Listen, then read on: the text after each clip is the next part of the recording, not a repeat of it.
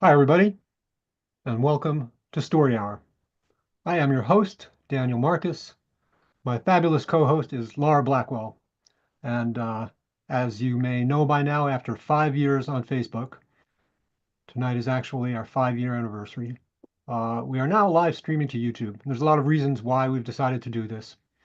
And we've explained them in a fairly widely circulated post. I'm not going to go into them here, but if you haven't seen the post and you're curious as to why we're doing this, please check out the post on the Facebook Story Hour page or just reach out directly to Laura or me, and we're happy to talk with you about it. Regardless, we're very excited about our new home on YouTube, and we hope that you will join us here for the next 5 years. Um, uh, Incidentally, if you absolutely love Facebook, you can't live without it, then we will always continue to post the YouTube videos back to the Story Hour homepage on Facebook. So I started Story Hour 5 years ago in the early days of the pandemic, and things were very weird. And I wanted to create a place where my writer friends and I could get together and share our work and enjoy a little community. Very shortly after I kicked it off, I asked my friend and colleague Laura Blackwell to join me in co-hosting, and we've been at it ever since. Now it's 5 years later. Things out there are still pretty weird and trending weirder, but Story Hour is still here, and we're not going anywhere. I think we need stories more than ever right now, and we need each other more than ever. Um, we rely at Story Hour on a truly ancient tradition, which is folks sitting around the fire telling lies. And so every week we continue this fine practice. We have two writers, about 30 minutes each, narrating their own work. We welcome new writers who have just sold their first few stories, award-winning seasoned professionals, multi-award winners, and everything in between. We also welcome writers from every dark corner of the entire range of speculative fiction. So horror, fantasy, hard SF, space opera, cyberpunk, weird, slipstream, and on and on. Uh, so um, we want to thank the Science Fiction and Fantasy Writers of America for the very generous grant that they have provided to help us keep the lights on, pay some of our hosting fees. So thank you, SIFLA. And with that, we welcome our authors this evening, Randee Dawn and Brian Trent. We're going to start the program tonight with Brian Trent. Brian is the award-winning author of the sci-fi thrillers Red Space Rising, 10,000 Thunders, and more than 100 short stories appearing in the world's top fiction markets. And these include the New York Times best-selling Black Tide Rising series, the Weird World War series from Baen Books, Magazine of Fantasy and Science Fiction, Analog, Nature, Daily SF, Escape Pod, Pseudopod, Galaxy's Edge, and numerous year's best anthologies. Trent lives in Connecticut. His website and blog are at www.briantrent.com, and he is the host of the podcast Space Station Squid, which is just an awesome name. His newest novel, Perdition Storm, is now available for pre-order from Baen Books and will hit bookstores in November of this year. Brian, welcome to Story Hour. Take it away. I'm delighted to be here. Thank you. The story I am reading today is called Enchantment Lost, which appeared in Pole to Pole Publishing's in Dark Luminous Wings anthology some years back. I need you to find my childhood. I know where it is. I'm hiring you to recover it and return it to me. Jack Saylor waited for the ancient woman to continue. Standing across from where he sat, Sylph Tornquist of Tornquist Corporation didn't look ancient. She appeared to be a precious 20 if he didn't stare directly into her eyes. Platinum hair piled atop her head, her slender neck like that of a Cycladic statue connecting her oval face to a limber body clad in a velvet coat dress with a pinched, scalloped waistline. She appeared young, radiant, and unblemished, if he didn't stare into her golden eyes. You are a recovery specialist, she asked. Jack gave a boyish grin. You know perfectly well I am. My childhood is in a rather inaccessible location. Just tell me where. The woman stared absently at the fireplace mantel. The books there were actual paper set in actual leather. Jack could practically smell the aged parchment from where he sat. But the crystal collection was the real focus there. Each was of some kind of winged creature: birds, angels, pegasi, dragons, butterflies. You would have to break some rather heavy laws, Mr. Sailor. Is that a problem? The only problem, he said, is you not getting to the point. You can afford eternity, Miss Tornquist, but my time has value. Let's dispense with the foreplay, shall we? Sylph Tornquist's gaze flared like stadium lights. In that moment, Jack seemed to feel the gravity of her 240 years, despite, or perhaps because, of her chemically preserved youthfulness. Very well, she said. I'm sending you the location now. She blinked, and Jack's optics bloomed with a crisp business card.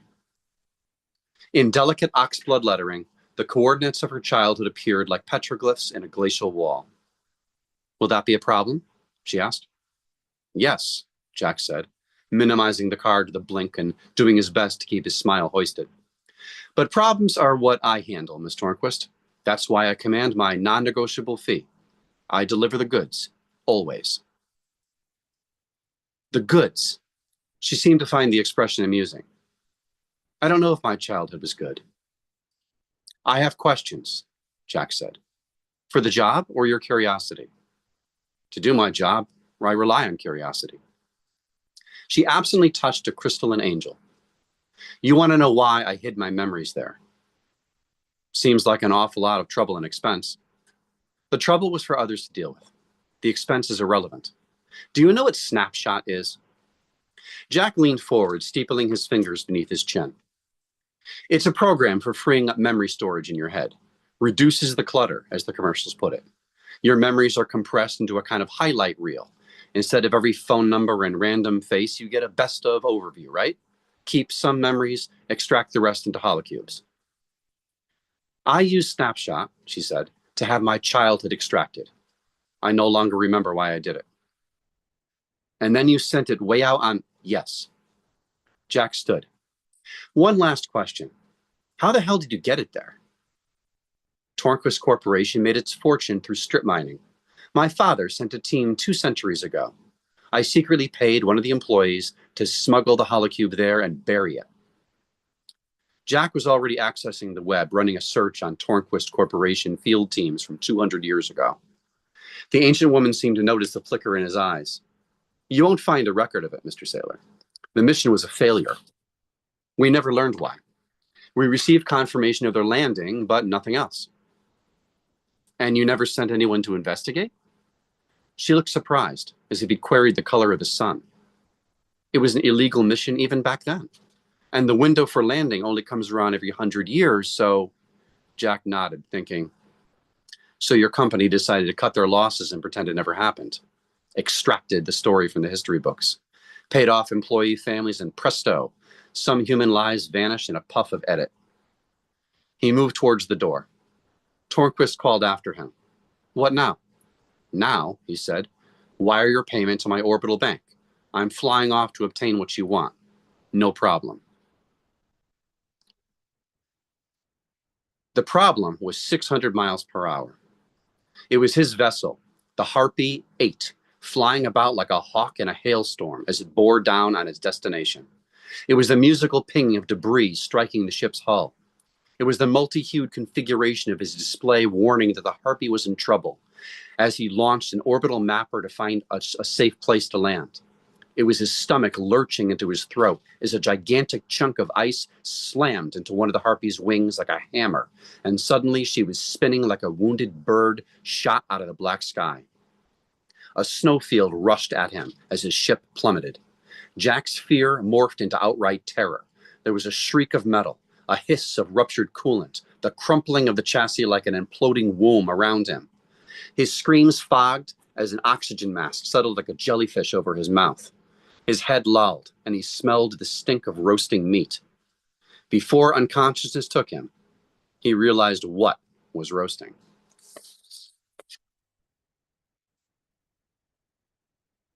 Don't waste soup on a dead man. He isn't dead. He has to be. Just look at him. Jack's eyes opened and peered into a metal bowl filled with stringy green tendrils. The odor was pungent, like something rotting at a heap of freshly mowed grass, and he thought, biofuel. Someone is feeding me biofuel. Still, his lips moved instinctively, slurping in the slimy muck. Then he finally looked up into a circus nightmare of giant tribal masks and what appeared to be the interior of an igloo. See, cried a masked figure. The winged man is alive. I'm alive, Jack confirmed. His captors bobbed nervously around him, brandishing silver-tipped harpoons. Goggle-eyed countenances painted green, white, blue, and black, contrasting sharply against the ice-blue curvature of the igloo. How the hell did I get into an igloo? One of the motley figures took the bowl away. My name is Tartak, the man said. I am captain of these people. I thank you. We all thank you. Thank you, Jack replied uncertainly. Deciding he was safe for the moment, he conjured his bio readout. Broken ribs, burns over 60% of his body. Well, he thought, could be worse. Upon impact, his internal seed clusters released their specialized nanomachines, pinching off nerves and industriously repairing his cells. It would take weeks before he no longer looked like a melted candle, and he'd slough off the ruined skin like an especially nasty reptile. But he'd survive. A woman in the blue mask pushed past him. How many more winged men will come? How many more people will you snatch away? Hold on, he said. My name is Jack Saylor, captain of the Harpy 8. The woman turned to Tartak. He's a spy for Shostak.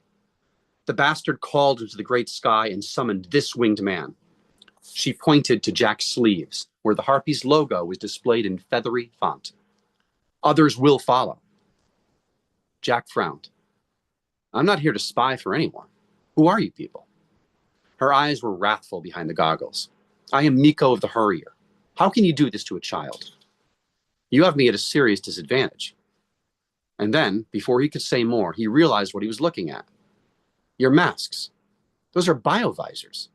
You painted them in weird designs, but Miko seized the tattered, melted remains of his biosuit with one hand and wrenched him towards her. It's true then? There are others out there? How many? Tartak touched her shoulder. Miko, release him. She complied, but her hands were trembling and she began a tight pacing through the igloo, like a frustrated bee trying to communicate an unprecedented encounter with its hive. Jack shifted his body into a more upright posture, and his blistered lips said, Where's my ship? Captain Tartak bowed. Again, we thank you. None of it shall go to waste. The awful realization twisted in his stomach. You salvaged my ship. Against the igloo's curving far wall, he saw the picked-over remains of the Harpy strewn about like a dissected specimen. Steel plating, heaps of wires. These people had fallen upon the carcass like vultures. His attention fixed on the sight of his ship's instrument panel. He took a shambling, injured step towards it. Several harpoons came up around him. Miko nearly jabbed her silver-tipped weapon through his eye. Jack seized the weapon, jerked it towards the swamp-green algae lanterns. Along the weapon's stock, block lettering read, Emergency tether piton. Warning. Contents under pressure. This is from a landing gear, Jack said in amazement. He regarded the igloo, noticing the rattling, corroded O2 processors embedded in the ice. And those are a ship's enviro units. Miko tried to pull her weapon free. And in that moment, he noticed a detail of her silver uniform he hadn't before. It was like a baggy clown suit around her fragile body, but there was faded stenciling on the sleeve. Tornquist Corporation. Tartak removed his white-lined mask, and his breath came in vaporous swirls as he sat beside Jack. He was a sandy-haired, gaunt creature, but his voice was warm and comforting. My daughter, he said at last, displaying his suited forearm. An old job status wristband glowed to life. Pixels crawled into place along a cracked display, and Jack found himself looking at the digital photo of a young child wearing a small, green mask. We painted it together, Tartak explained, his forehead creasing with angst. Dark plankton green, her favorite color, the color of life and hope and food. She was so excited when I explained that summer was coming, that its light would replenish the batteries and pools. Where is she? Jack asked softly. You truly don't know? I'm not from around here. Shostak is going to sacrifice my little girl to the summer sun. The summer sun? He knows all this, Miko of the Hurrier protested, and she snatched the instrument panel from the wreckage. See? There was enough battery power remaining for the panel to display a digital rendering of the outside terrain. On that topography, a single bright dot flashed. The holocube, 2 miles west of his current position. Tartak, Miko cried. Please listen to me. This person is not our ally. Look at the dot on the map. It proves he knows where Shostak's encampment is. Jack lurched to his feet. You said your little girl is going to be sacrificed to the sun? When is the sun coming up? An hour, Tartak said helplessly. An hour? Jack felt himself go dead inside. He located his helmet on the floor, snapped it onto his suit neck ring, and trudged to the igloo's steel pressure door. Then he went through, stepping onto the exterior of the Comet. Outside, the valley's dirty white terrain was cluttered by igloos, hemmed in by frozen cliffs. In the black sky, there was a haze of gold flecks that were probably particles of ice, weakly hovering on the edge of the comet's gravity, reflecting the sun that had not warmed this place in 100 years. Jack watched the gold flecks and thought of Sylph Tornquist's eyes. So this was what happened to her failed expedition. Crashing here, landing on comets was no easy feat. Attempted to contact the larger universe and failing. Forced to adapt, repurposing their ship. Pools dug for biofuel to propagate into a food source. A once-a-century summer that made the pools green and the batteries return to life. And slowly, the younger generations forgetting where they had come from. He glanced back to the village. Tartak's people followed him at a nervous distance. And suddenly, without warning, he was looking down on himself.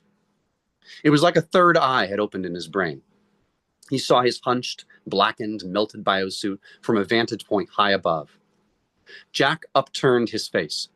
Nothing but black sky and the shoal-like litter of ice particles that he could see, but he grinned as he realized what was happening. The orbital mapper that he'd launched in the moments before his crash. It must still be up there. Since the Harpy's death, it must have been sending out electronic queries to find him. Jack closed his eyes and looked through the probe's optics. He watched as 2 of the igloo dwellers hurried to catch up to him. We have less than an hour until sunrise, Tartak said, wheezing in his rebreather. Do you need us to carry you? No, but you could tell me about Shostak. Who is he? He was once my most trusted scout, seeking places for new algae pools to be dug. With summer coming, we wanted as many pools as possible, you understand, to grow green before winter sets in again. Shostak was the best. He was my friend. The man hesitated. I don't understand what madness possessed him. Some say he spent too long out on the ice. Whatever the truth, he never returned to the village. He set up his own camp and convinced others to join him. Preached that when summer arrived, it might bring us a better world if we were willing to sacrifice, Miko said softly, and she touched the captain's shoulder. Last night, Shostak led a hunting party into the village and kidnapped the captain's daughter. We believe she is to be the sacrifice. When you arrived, we thought you were here to capture others. Miko squinted at him. Why are you here? He sighed. What can I tell them? He wondered. That an immortal woman on Earth whose family sent your ancestors here was feeling nostalgic for a childhood she can't remember? Jack looked kindly upon Tartak and Mika, seeing himself reflected in their goggled gaze. I'm here, he said, to stop the sacrifice. I'm here to get your little girl. He spotted Shostak's village through the orbital mapper before he saw it with his own eyes. The rival camp had carved caves directly into a mountain of ice. At the mountain's feet was a snowfield, crowded with more than a dozen people, the apostates, presumably, who had siphoned off to an opposing ideology. They ringed an icy altar, upon which a diminutive shape squirmed beneath restraining hands. Sunrise was 8 minutes off, a dawning light already revealing the intricate patterns of the snowfield. A billion-year history of solar voyages encoded in cosmic ice like pages of a book. Jack hesitated at a boulder and regarded his two companions. "Stay here," he told them. Miko scoffed. "You can't face a dozen people by yourself." "I'm the winged man from the great sky. That gives me certain advantages."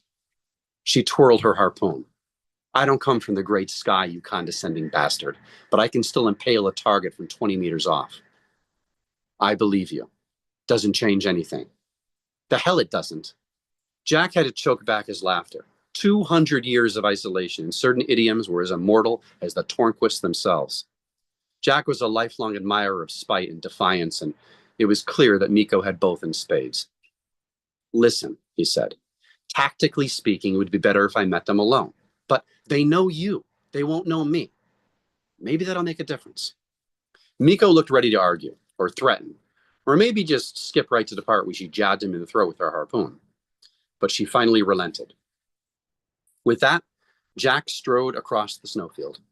Once he'd covered half the distance, he cranked the volume on his shoulder speakers. "Lord Shostak!" The rival camp turned towards him in surprise. Even at a distance, Jack could see they all wore bright yellow masks. In seconds, several of Shostak's people were airborne. They leapt off the hilltop, flinging themselves up in the low G, and fired their harpoons. Pitons cracked into the ice around him. They retracted themselves along the cables in a stunning display of speed and accuracy, and Jack found himself surrounded as if by a bunch of space spiders. He held out his hands in a non-threatening posture. And then the ugly thought. Maybe it was these people, and not Tartak's gentler group, who were fated to rule the comet one day. Maybe it was their flavor of aggressive superstition, obedience, and bloodlust that gave them an awful advantage on this crucible of the void. He regarded the bobbing masks. "Your leader," he said. "Take me to him." He let himself be carried. It was a welcome reprieve for his legs. And he watched himself from above, seeing Miko and Tartak hiding anxiously by the boulder.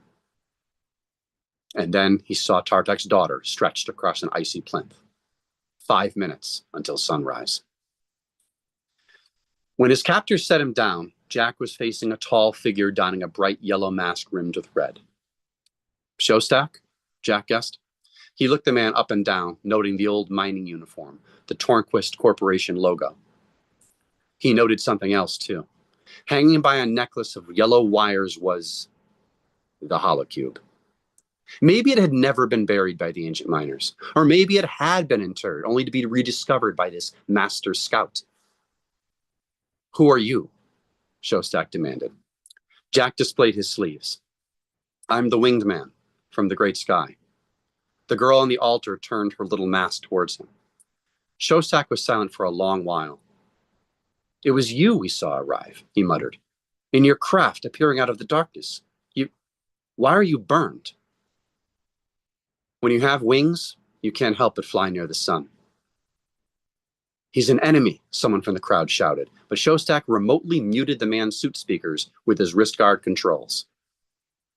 "I'm here because you wanted me here," Jack insisted, and inspired by Shostak's little demonstration of power, decided to respond in kind. Using his link to the orbital mapper, he ordered the probe to rotate its geodesic hull, reflecting sunlight until he began to glow. The effect on the crowd was immediate. They gasped and bowed. "Sunrise is upon us," Jack boomed. "And, you wanted something, right?" What did the man want?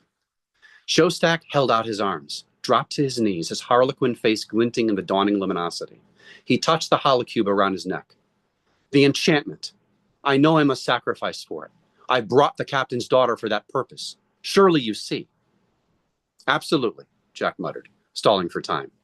He noticed the curling knife in Shostak's hand, a nanosteel boring knife, reappropriated for this nasty business. The girl's young throat would open like tissue paper around a blade like that. 2 minutes until sunrise. "I've seen the visions," Shostak insisted. "I will sacrifice." Jack bent and scooped the girl into his arms. "Then I accept your offering, Shostak. I'll fly her away and you'll get your..." In the distance, a geyser erupted from a crevice, expelling rock and ice as the sun's touch heated and stirred the gases beneath the comet's surface.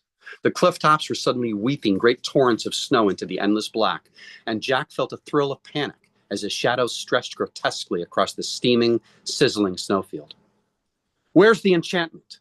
Shostak demanded, leaping back to his feet. He brandished the knife as the world cracked around him. "I deserve to ride it." Jack instinctively recoiled. Tartak's daughter was stiff in his arms, her mask hard against his shoulder. Shostak's eyes grew wide behind the goggles. "You're here to trick me. She is my sacrifice. I must sacrifice to earn the enchantment."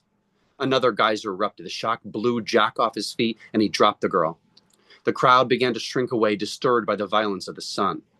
When he got back to his feet, he saw an image he knew would haunt him all his days. Shostak's grinning sun mask as the man dashed towards Tartak's child while she stood bewildered on a field of steaming, popping ice, the blade like plasma in Shostak's grip. Jack clenched his eyes shut. Mentally, he directed the orbital mapper again, and sunlight burned directly into Shostak's goggles. The man threw back his head and howled. He fell upon his knees, sliding through gray slush mere inches from the girl. Jack wove around an erupting geyser, grasped the holocube from Shostak's necklace, and snapped it free. Then, as the man continued his terrible howl of pain, blindness, and betrayal, Jack scooped the girl once more into his arms and jumped into the sky. He glided dreamily, came bounding down, and made another kangaroo hop, covering breathtaking tracks as the landscape sizzled and exploded. Miko and Tartak rushed out to intercept him. The ground directly beneath him split like a cracked mirror. In the fraction of time afforded him, Jack threw the young girl towards her father. She sailed into the man's arms. He and Miko caught her together, and the trio scurried out of the deadly snowfield, rushing back to the safety of their camp. Then a geyser erupted beneath Jack's feet and blasted him from the comet's surface. He careened into space, flying alone in the great and endless sky. "This is Jack Saylor of the Harpy 8, he broadcast into the void. "Emergency SOS. Anyone copy? Over." For a long while, silence was his only response as he drifted. Then an answering signal found him. "This is Listening Post Franklin. I copy you, but the pingback suggests you're transmitting from the comet. That's a clear violation of IPC Conservation Code 4423-B77. Jack sighed in deep relief. "Come pick me up and we'll chat about that. Meanwhile, I need you to prepare an emergency rescue for about 70 people, maybe more." 70 people? What the hell are you talking about? "I'll explain later. Just pick me up, goddammit." Jack glided through the void. His meal of algae slid unpleasantly in his stomach. He regarded the holocube in his clenched fist curiously. Then he snapped the holocube into his suit's chest plate holoreader. A display appeared in his eyes. Contents loaded. "Play," he said. The amusement park was like a magical storybook kingdom come to life. Little Sylph ran ahead of her father, eager to reach the steam train. Other kids were already climbing aboard. It was a wonderful train, blue as the sky, with massive eagle wings painted along its flanks, and the train's name, the Enchantment Express, in large, elegant letters. Children giggled as they settled into their seats, eager for the train to begin its journey around the sprawling length of the amusement park. Sylph had seen the train advertised in commercials. Now, after months of nagging her father, he'd finally brought her here. She would ride the enchantment. She hurried towards an empty seat. "Sylph," her father's hand caught her arm. "Hurry, Daddy." Mr. Tornquist knelt in front of her. "Do you like this train?" "The enchantment is wonderful." "Yes, it is beautiful." Sylph let out a chirp of delight and tried climbing into the spare seat again. To her confusion, the elder Tornquist pulled her back to the station platform. The train whistle blew. "It's leaving," Sylph cried. "Come, Daddy, we need to board it." "You're not going on the enchantment, Sylph." "But you took me here to—" "The enchantment makes you happy?" he asked, a cold tightness coming into his voice. "Well, happiness is not free. Nothing is given to you in life for free. Sacrifice, Sylph. You must be willing to sacrifice if you want happiness. It's time you learned this lesson." Little Sylph sobbed in his grip as the magical train pulled away, drawing off its cheering children, the sunlight glinting off its painted wings. "Sacrifice," he repeated, and then he steered her towards the helipad where the company copter awaited, and the sun perched like a merciless eye on the horizon.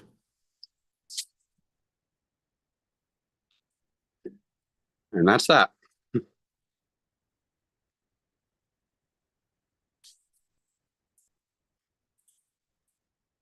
Wow, thank you so much, Brian. I really enjoyed that. Thank you. My pleasure.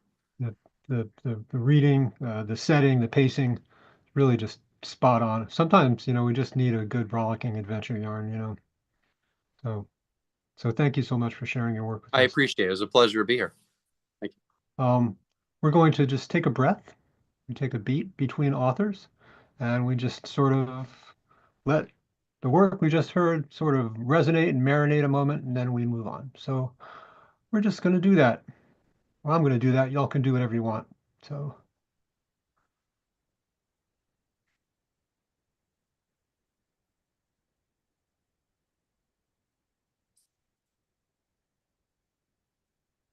All right, Brian, Trent, everybody. Thank you again, Brian.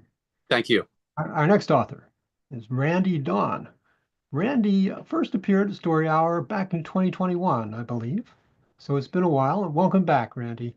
Randee is a best-selling author of the, quote, funny as hell, unquote, pop culture fantasy novel Tune In Tomorrow. She has 3 novels out in 2025. Dark Celtic musical fantasy is The Only Song Worth Singing and Leave No Trace from Ark Manor and Chazik, and the next funny foray into the Tooniverse. We interrupt this program from Solaris Nova. Her short fiction has appeared in numerous anthologies, including, most recently, Dark Spores, Stories We Tell After Midnight, Volume 4.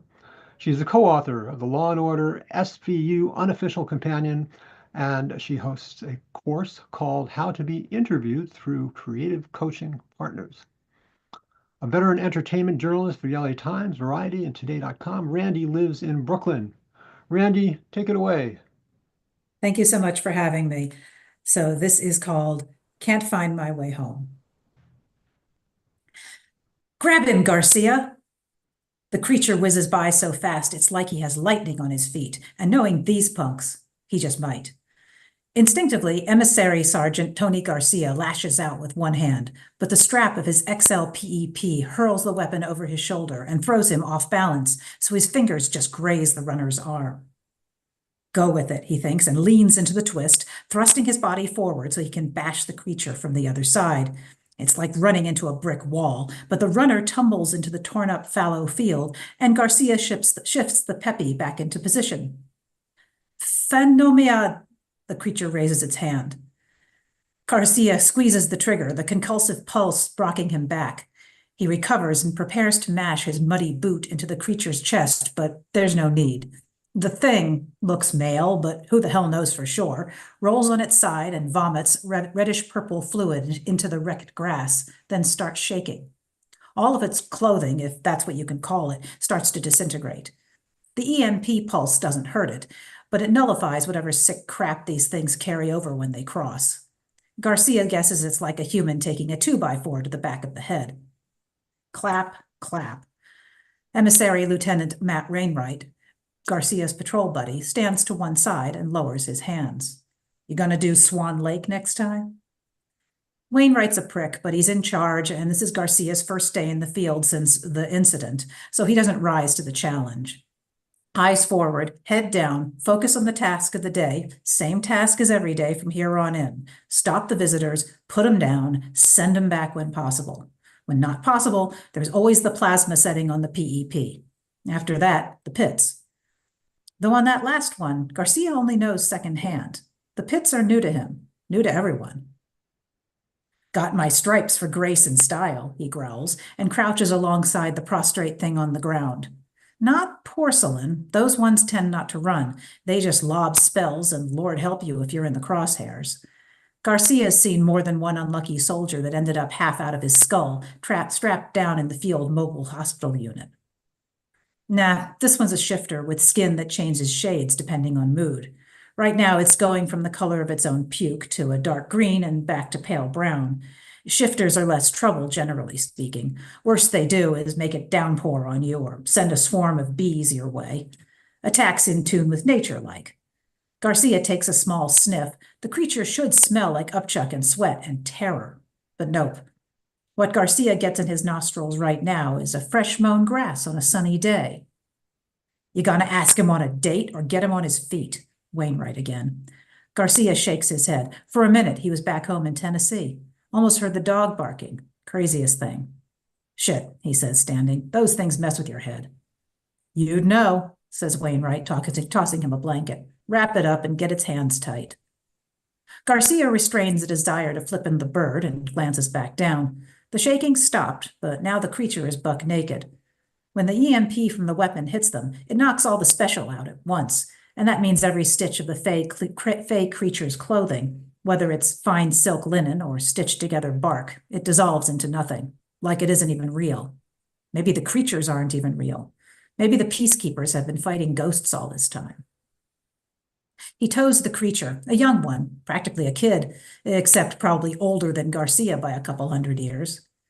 They look like us, the instructors coached. They sound like us, but they are not people. Do not name them, use the number system. One bright green eye flies open, then the second. The kid's mouth curls back, but he doesn't bare teeth. Up, says Garcia, waving, and slowly the creature comes to its feet. Yeah, male. Can be hard to tell with these ones, all dressed up. Most of them can go either way, but without a stitch on, this is clearly a dude. He stands, arms crossed and bare-assed to the French countryside, not even attempting to cover himself like any respectable human would. D78, says Wainwright, stepping in and giving the kid his designation. That's you. The kid doesn't blink. I know you understand me, he continues, and pokes the kid once in the shoulder for emphasis. Just want you to know that if you do anything other than follow orders, these little tools have another setting. Garcia hefts his XL. Some call them PEPs, pulsed energy projectiles, some PEPs. It's all the same to him. You shoot the runners with the pulse to slow them and protect yourself from spells. Then if they don't cooperate, you switch to plasma. They'll burn, same as humans. And while they do heal pretty freaking fast, no creature has been shown to grow back a seared-off limb. Get him dressed, says Wainwright. Don't feel like seeing fairy dick waving in the breeze, if you know what I mean. Feeling inadequate? Asks Garcia, reaching into his pack and withdrawing a blanket and rope. He hands both to the kid, gesturing that he should cover himself with the blanket and use the rope as a belt. He notices that the creature, the kid, has no navel, another freakishness. Maybe it was there once and healed up. He'll never know. Right, says Wainwright. We're on the move. Get the hands tied. Garcia shrugs. Can if you want, but he's not doing anything but walking till that pulse wears off. Your choice, he says. Back to base. Hup, hup. They turn and head south, away from the coastline. Behind them, the place where the air had been shimmering falls still again. Finding D78 means they'll head back to camp, and it comes as a relief to Garcia after a long morning with Wainwright's eyes crawling on him like giant insects. Shipping two officers out together is no accident. Garcia knows he's on indefinite probation since the incident. But now that they have a creature in custody, the mission has changed. When possible, they used to send him home. Now they drag him back to camp. Once this one is processed, they can grab hot lunch from the mess instead of having to hoover down another MRE or cardboard protein bar in the field. Wainwright and Garcia are just one of 12 patrols that make up this local division of the United Nations Peacekeeper Force, an international group of soldiers stationed a few miles inland off the coast of northern France. Why France? Garcia has no clue, except that it's close to the QZ, quarantine zone. Lately, the teams have been showing up with 3 or 4 of the creatures every couple of hours. Depending on what time you return to camp with your capture, you can count on about an hour to turn around to eat and rest, and then it's back out again. It was Garcia who spotted the shimmer hanging in the air while out with Wainwright that morning. The guys like to call it an air hole, which is easier and crasser than saying what it really is, a portal between the real world and some other dimension where apparently actual mythical fairies live. Nobody spots air holes like Garcia does. He's always been #1 in the platoon for that, which is why they only kept him desked as long as was minimally necessary. The portals are what the creatures keep slipping through, these random shimmers that cough out completely unwelcome visitors ready to make magic, or trouble, or both. The portal isn't open to humans, though, as far as Garcia knows. He's never heard of anyone slipping through. Of course, the locals inside the QZ on the other side of the English Channel claim to have gone back and forth for centuries, but that's what's called a fairy tale, and nobody believes that shit. Except Garcia has seen the other side. About 10 weeks ago, while out on a patrol, he spotted a working portal and no visitors in sight. Peering inside, he froze in place at the sight of her, while the scent of fresh-baked bread with rosemary wafted through the portal. She spoke to him. Then the shimmer closed up, and he was left standing, alone and hungry, when the rest of his squad jogged up and asked why the hell he was talking to the air. Explanations got laughs. Insistence on his story got people worried and landed him in a long debriefing. Maybe they believed him, maybe they didn't. Either way, Garcia was yanked out of the field and slammed behind a desk writing press releases while having twice-daily convos with peacekeeper shrinks and intel officers. When he realized no one was paying attention to what he was telling them, he shifted gears and told them what they wanted to hear, that it was a hallucination. So they sent him back to his unit. But the whole experience was humiliating for a field soldier, and worse, the black mark on his record might mean he'd never rise in rank again. So earlier this morning, when he spotted the air hole with Wainwright, he didn't go near, just pointed. "Over there," he told the lieutenant, 2 o'clock. Wainwright turned around, but before he'd even stopped moving, the creature came through the hole like he was folding himself through a crack in reality. He stumbled to the ground, bumped into a fence pole, spotted Wainwright and Garcia, and took off, or tried to. D-78 was clearly a solo, but usually more came through at a time. They emerged in clumps of 4 and 6 and 12, stumbling out and gazing around for a second before they just began walking. They were easy to track. Wherever bare fey feet touched the earth, the grass sprouted wild, sometimes with little patches of bluebells and primroses to boot. It was something that went unnoticed in June, July, or August, not in March. Their footprints, at least until they could purloin some human shoes, were small and green and smelled of pastries. D-78 says nothing. He has no expression, no recognition that it's probably only a couple degrees above freezing and all he's wearing is a blanket. He just walks. Might as well be a horse or a cow or a dog, thinks Garcia, though at least a dog would be company. Eventually, Wainwright takes a faster pace and walks some distance ahead, consulting his Blacktooth chat device to let Base know they're bringing one in. Garcia gives the kid a good look over. This is his first up-close Fey encounter since the incident. "She wishes to know if you've had success," the creature tells Garcia in a voice so low it's as if it's on a sub-frequency.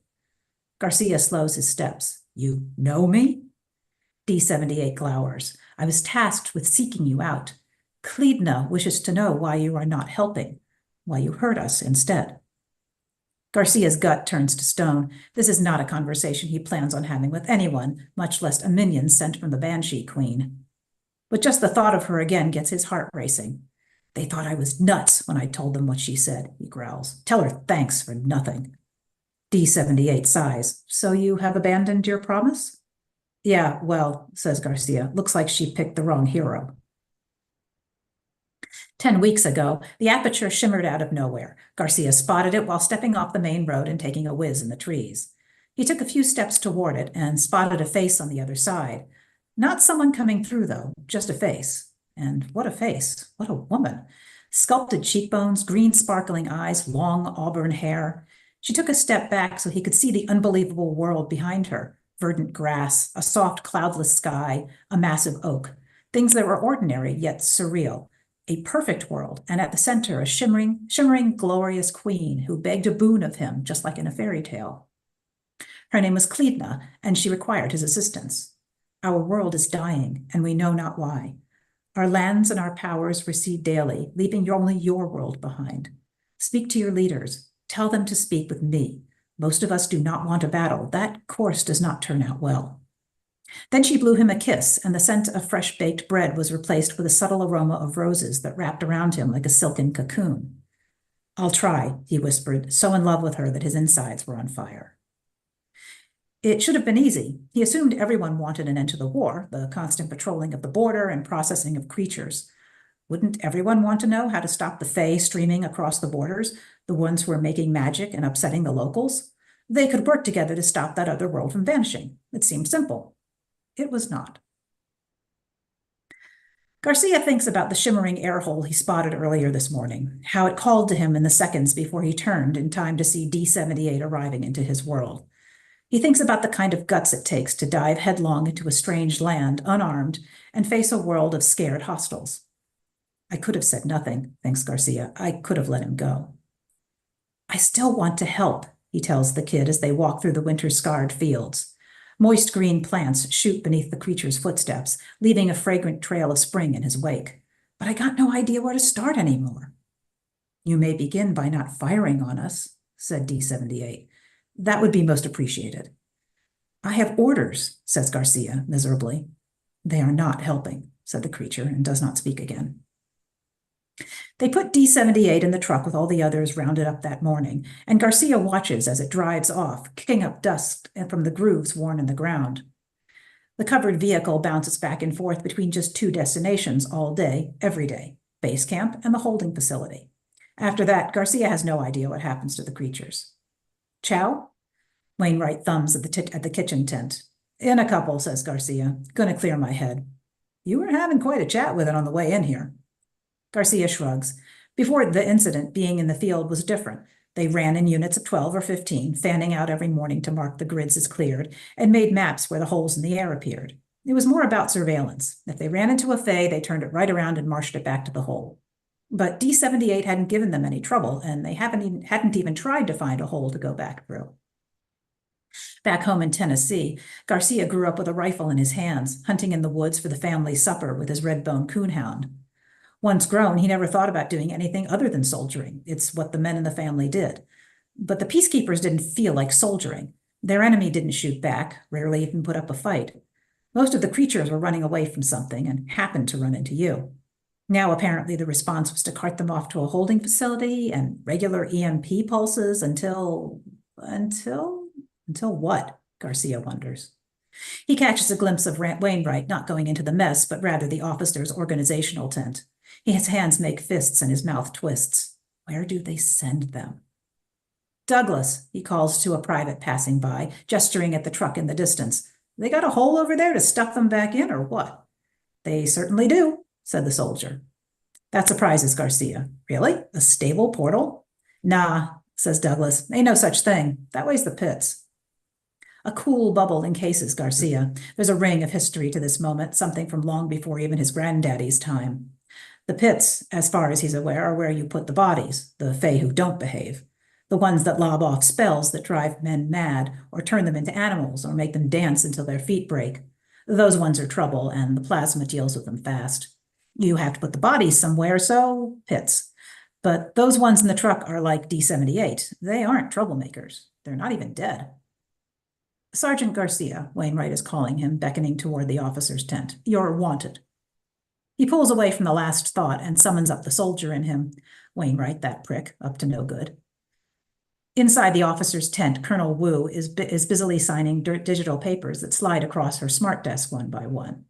After a moment, she takes a sip of coffee and squints up at Wainwright and Garcia. She nods, and Garcia drops the salute. Dismissed, Wainwright. The lieutenant scurries off, but Garcia imagines him just outside the tent flap, listening in. Hear you had a conversation with the capture today, says Wu, leaning back and clasping her hands over her chest. She speaks in Mandarin, but the Gu Lexa device next to him spits out the translation almost immediately. Yes, ma'am, Garcia nods. It's best not to get into the whys. That's what desked him in the first place. You've been out in the field for a while, officer, says Wu. Seems to me you forgot a few points of order. Garcia waits, swallowing a number of retorts. Ma'am, we're reassigning you. His heart plummets. Don't take me out of the field, ma'am, he blurts. I know how to find the air holes. Wu holds up a hand. No longer the priority. Too many of them, too many visitors. Now it's triage. She taps on her smart desk and swipes up Garcia's file. Right, I thought as much. Time you got a little better education, Sergeant. We're done making nice. Unless you want these things striding through your hometown in a couple of months. Garcia's fingernails dig into the soft meat of his palms. Ma'am. Wainwright will show you where you need to go next. Make the best of it, Sergeant Garcia. We're watching you. The acrid burning scent in the air hits Garcia a full click away, and his eyes are watering by the time the truck comes to a complete stop. Once he disembarks, he can even make out a subtle, curiously pleasant odor of dark chocolate and equally dark beer. Now that he's at the pitside camp, he's outfitted with a shoulder pack, which he slips over his head the way he once did the XLPEP, and goes where he's led mutely. There's a twitch in his gut he's trying not to focus on. His guide shows him the cages first, portable metal bar structures pounded into the earth. There are 5 cells, and each is pretty full of Fae standing shoulder to shoulder. They follow him with their eyes, and he feels the weight of their collective stare as if they are physically on top of him. Garcia wonders where he went wrong. Then he wonders where people went wrong. 1 at a time, 2 at a time in the field is one thing. Caging them like animals is beyond imagining. What are they collecting them for? A low hum rises in his ears as he nears one particular cage, pulling on him like a divining rod. A hand reaches out and clamps on his wrist. His guide pulls out a taser and zaps the owner of the arm, but the grip doesn't lessen. Garcia realizes who it is, D78. Wait, it's okay, he tells the guide. Brought this one in earlier. The guide puts away the taser. No touching. He barks at the caged Fae, and the fingers release. D78 stares at Garcia. Help us, he hears instead of the hum. Get real, he growls under his breath, but there's no heat in it. He can't get over how crowded they are. Get yourselves out, you're some magic. More staring. They fire upon us every hour, says D78. There is one we protect from the blasts who can release the lock, but we are weak. And once free, we have nowhere to go, not without assistance. Hey, man, I got things to do, interrupts the guard. What gives? A second Fae with bright eyes and a furred face steps forward, brushing its fingers against its lips. The guide's eyes glaze, and he wanders away. Help us, comes D78's voice. You are able to find the worn-up places. The air holes? Garcia swallows. He's oddly tempted by the notion that he could send every one of them back at once. It might put him in the Queen's good graces, but he would risk everything by doing it. Anyway, it can't be done. You'll just come back, and they'll catch you again. Try, Anthony Garcia, for her, for your promise. He swallows. Why can't you just come over here and make nice? Don't do magic. Imagine the world if you close your eyes. That is a fraction of what it is like for us when we blend in. Your kind would ask us to walk this world blinded and slowly suffocating. And for what?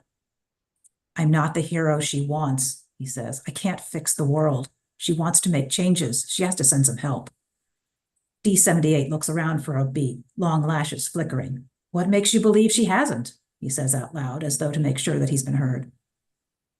Mists rise high and thick the next morning, but they march into the pits anyway, these vast dugouts in the earth. Steam and heat rise from the interiors like thermal pools, only there's no water at the bottom, just bodies. Garcia raids his satchel and fits on the nose plugs. The stench of death and delightful food odors is a sensory dissonance he can't ignore. He's got a set of noise-blocking earbuds too, but holds off a moment, listening. Standing near the lip of one pit, he tunes into the atonal, unearthly melodies that float from its interior, sounds both eerily beautiful and like nails dragged across his heart. His stomach roils. A soldier gestures to the far side, where a cageful of the Fae stagger up to the lip of the pit. The music, says Garcia, feeling a tickling in his ears. What is that? The soldier, empty-eyed like most of the others Garcia has seen since arriving, gestures at the pit. Them, he says, not all of them die right away, but they can't heal and they can't lob spells at us, so they sing. Garcia peers into the pit, squinting. The stacked bodies of the creatures bend and twist over one another, arms akimbo, legs sticking up. None of them rise, but there is a persistent movement among them, a squirming. He swipes at his right ear, comes away with a trickle of blood. They sing at us until there's nothing left, the gold soldier goes on in a flat voice. Once the song stops, we start filling the holes in. Why wait? Asks Garcia, faintly sarcastic. Wouldn't, says the soldier, but we can't keep up. He tilts his head. The mists have now cleared, and Garcia can take in what he missed before, row upon row of dirt circles, most still open to the air, stretching into the distance. Garcia's legs buckle, and he collapses. They let him rest in his barracks through lunch, but afterward it's back to the pits, even though he hasn't rested at all. Still dazed and desperate not to be where he is right now, Garcia sticks on the plugs and pops in the earbuds, which filter gentle classical tunes to blot out the discordant music of the dying. It has a calming effect until he realizes it's like being in the world's worst holo video, with this as his soundtrack. Over here, he's told, so he listens to the music and goes over there. Other soldiers lead out a fresh queue of prisoners who make no sound and offer no resistance. Garcia assumes if he'd been hit with a PEP every hour all night, he'd be something of a zombie too. Remember your promise, comes the voice from the night and before, and Garcia snaps alive again. He frantically scans the Fae, which are now lined up 3 deep in front of him and on the edge of the pit. We trust you. A plasma weapon is thrust into Garcia's hand, and the order counts down to fire. He fails to discharge, can't even bring his finger near the trigger. An officer strides over and smacks him on the back of the head. Fire, you piece of shit, he screams. Think you're better than the rest of us? Garcia never looks to see who spoke. When the next order comes, he depresses the trigger and holds it down, spraying everything in front of him with the searing plasma. But he does it blindly. He can see nothing, his eyes blurred and streaming. Remember, remember. The bodies fall, and Garcia stops firing only when the voice no longer calls to him. Left alone in his barracks while everyone else heads off to dinner, Garcia throws the earbuds and nose clip aside and stands next to his cot, shaking. His clothes are filthy, stained with mud splashes and cooked viscera that splattered back when he helped cut the Fae bodies down. He tears off the shirt and kicks it under the bed. Think you're better than the rest of us? He takes a long, deep breath and realizes he'll never drink beer or eat chocolate again, or listen to music. That's all ruined. But that's the least important thing. He can't do this day again. He won't. Better than the rest of us? Maybe I am, he says to the empty quarters. Garcia slips out of the tent and heads directly for the cages full of silent Fae. There are 2 guards, and shift change is imminent. Everyone else at camp is at chow. Hey, he tells one guard, I'm up tonight. The guard gives him a strange look, but shrugs. Whatever. Your funeral if you're wrong. I'm starving anyway. Then there is just one other guard, and he's easily dispatched with a butt to the head that'll leave him with a giant headache in the morning. Not that Garcia plans to be around to find out. Then he goes back to the cages. Okay, he says, do it. They stare at him mutely. Look, I know one of you can open this thing, so do it. We're going. Every Fae turns inward, and there is a strange crackling energy among them. They are speaking, he understands that, but not to him. They turn back and continue to stare blankly. Shit, thinks Garcia. Your queen asked for help. She sent somebody to help me. He's gone now. I killed him, but no more. No more. His voice cracks on the last word. He's pleading now. If he has to do this one more day, he'll throw himself in the pit with the others. We know you, comes a voice, not D78. Another, you are not our hero. No, he says, but I'm all you've got. A long moment of emptiness. Dusk is approaching. Night will give them the cover they need to escape, he hopes. They're out here on a countryside plain, and no one should notice for an hour, maybe 2. That might be enough. It'll have to be. Then there's a zap on the keypads of all the cages, and the locks open as one. The Fae emerge in a shuffling, loose clutch. He backs away until everyone has exited the cages. I'm sorry, he says. Take us home, Anthony Garcia. All at once, that is his only wish. He slips them around the far side of the cages, then traverses the camp edge with the group as the sky loses its light. The camp is open to the elements, wall-less and gateless, but he goes cautiously until he is reasonably certain everyone has crossed the perimeter. Once they are clear, he turns north with a soldier's jog. They race silently behind him, like children following a pied piper.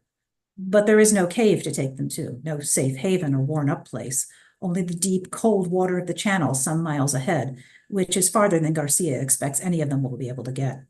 He has no plan, only the repeating, obsessive knowledge that they need to be not here. So he runs, and they run with him into the gathering dark, leading lush, blooming trails in their wake, a verdant trail of impermanent magic that anyone with eyesight will be able to track. They are their own worst enemies here, thinks Garcia. They don't know how to be anything other than themselves. Yet they run with him, tireless, for hours. Eventually, when Garcia stumbles, throat parched and chest exploding, they scoop him up and carry him into the starry night, continuing their escape to nowhere, hoping all along that somewhere ahead is a worn-up place in the universe, waiting to gather them in its arms and bring them home. Thank you. Nice. Very nice. Oh, man. Thank you, Randee. Thank you. That was outstanding. Randee Dawn, everybody. Whew. If I can add one other quick thing, is that all Please. right? Oh, yeah, by all means. If you're interested in the story of Tony Garcia, this story is a side story, but he will feature again in a book I have coming out in August called Leave No Trace. So Awesome. if that's of interest, this is sort of backstory to what happens in that book. I'd like him to have a chance to redeem himself. Indeed. Yeah. I say nothing, but you will like what you see. All right. Well, thank you. Thank you very much. Wow, Laura, two very different stories, but there's some common DNA shared between them. Really interesting program. I promise you all that the authors did not confer beforehand and figure out a program. Sometimes we get this sort of serendipitous resonance between the stories. And I want to thank you both. We really couldn't have asked for like a better 5-year anniversary program. So Randee Dawn, Brian, Trent, thank you so much for sharing your work with us tonight. Honor to be here and happy anniversary. Thank you. Absolutely delighted. Happy anniversary. Here's to at least 5 more years. Absolutely. Yeah. And my fabulous co-host, Laura, thank you so much. Thank you, Laura. Thank you, Daniel. Thank No you for problem. bringing me on in the first place. Oh, you bet. You bet. I'm so glad I did.